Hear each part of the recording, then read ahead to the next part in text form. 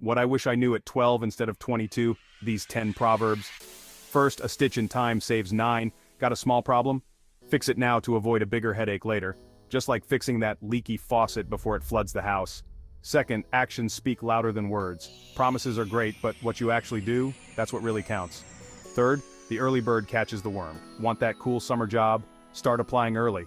Fourth, don't count your chickens before they hatch. Don't celebrate before you actually win. Wait till it's a done deal. Fifth, every cloud has a silver lining. Bad day? There's always something good hiding in there, like finding a new opportunity after losing a job. Sixth, you can't judge a book by its cover. That quiet kid in class might just be the next Einstein.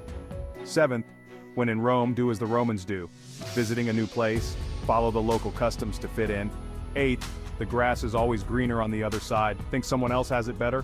Chances are they don't. Ninth, too many cooks spoil the broth. Too many people giving advice can mess things up. Keep it simple. 10th, Rome wasn't built in a day. Big success takes time. Be patient and keep working at it. These proverbs pack a punch of wisdom. Use them, live them, love them.